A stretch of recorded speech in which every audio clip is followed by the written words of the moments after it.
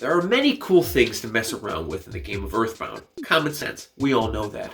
But there's a little known challenge that's fun to mess around with too. It's known as the buy the shitty house on the outskirts of Onett before you leave town challenge. You know that one?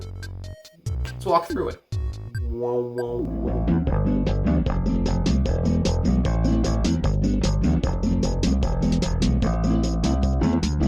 For those that don't know what's going on with this challenge, here's the rundown.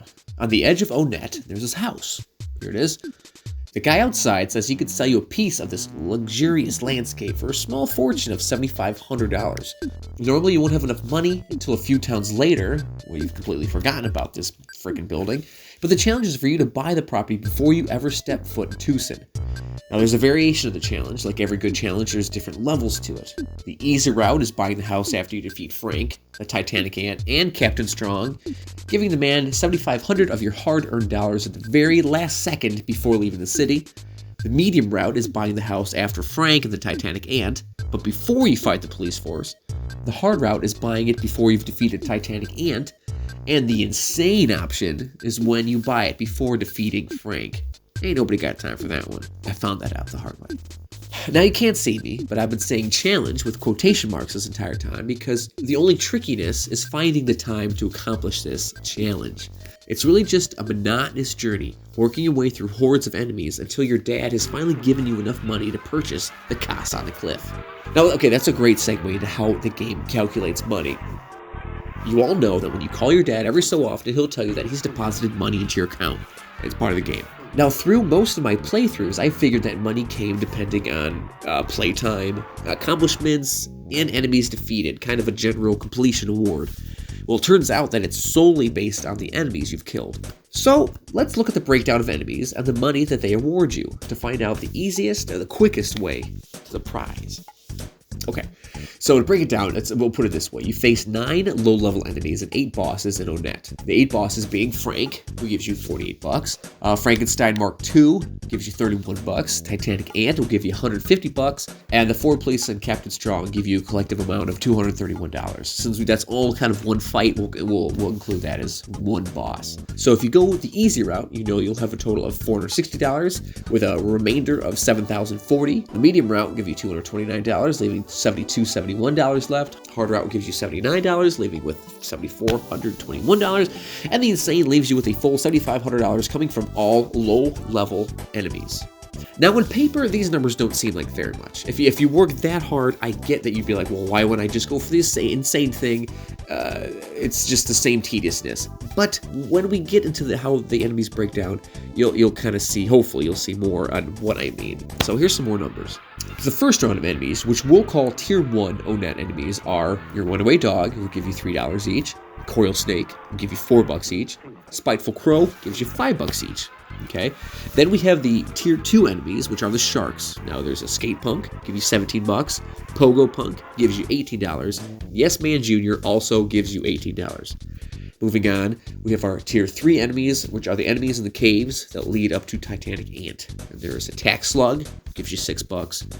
Black Antoid, who gives you $7. The Rowdy Mouse, who gives you $9.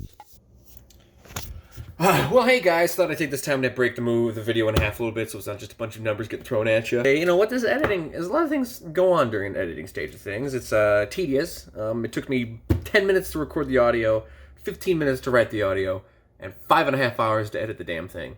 So, with that said, I have a few other Earthbound videos. If you've come here because of those ones, thank you so much for the support. If you haven't come from those videos, check them out here. There's one that talks about why we play Earthbound a lot.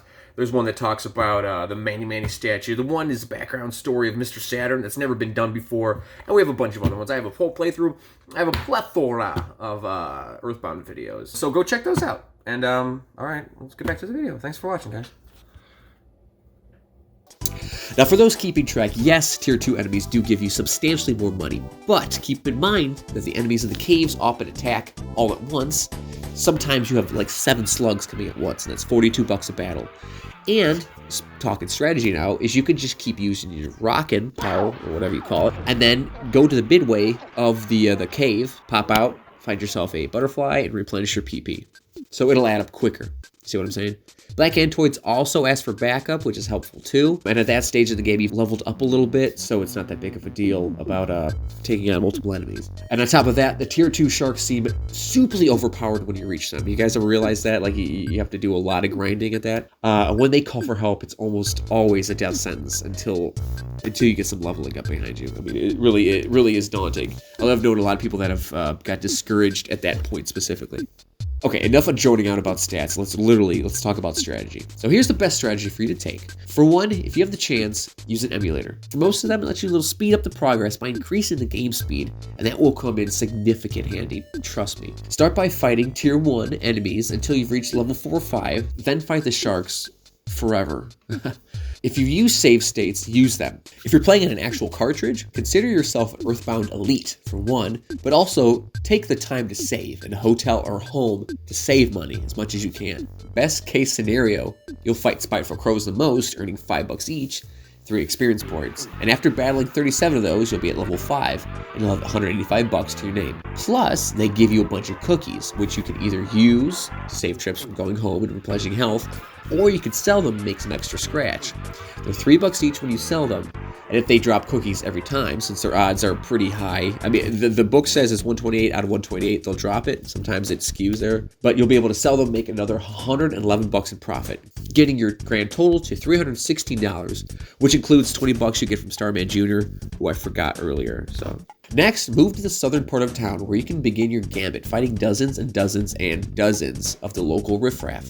Since you really can't see which sharks you're going to battle, let's hope you see a lot of pogo punks because you have the best chance of dropping an item, in this case hamburger, which you could sell for $7 a piece. If you get mostly pogo punks or yes man juniors, those guys give you the most money of the 3, then you'll need to defeat, wait for it, 400 of them to get to your $7,500 goal. If half of them turn out to be pogo punks and then give you hamburgers, then you can sell those 200 or so for $7 each, give you $1,400 total.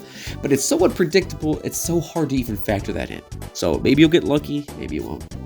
Now when I did it, I luckily had an emulator on my phone, so I could speed it up. I'd take save states after every battle I did, so I didn't have any kind of backtracking. Now disclaimer, I really took this route mostly for this video I'm making now. If I was to do this for street cred, I would have used a cartridge. I wouldn't have done any of the shortcuts, which is sped up into save states. And those is just kind of elitist attitude for me. If you want to do it just to say you did it, by all means, please go ahead and do it. Don't use me as a deterrent, because I'm using that as something I would do. But in the end, I ended up at level 20, and I did it before defeating Titanic Ant. And I used a lot of enemies in the caves to speed things up a little bit, made it feel more fulfilling defeating enemies at all at once. So I approached Titanic Ant at level 20. I blew him up. I blew him up. Alright, full disclosure, I hated doing this challenge because it took so damn long, and the payoff was 0. There was no extra NPC dialogue.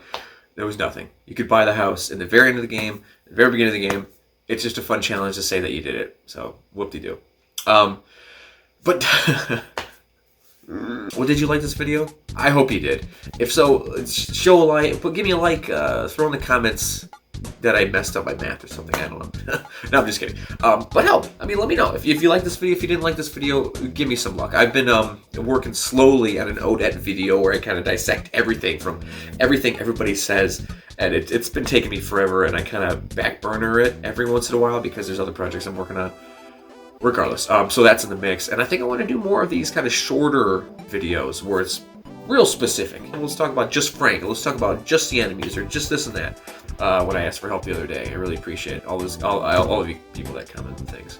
So, without further ado, thanks for watching this, and I hope you stick around for more videos. Like, share, comment, get me out there.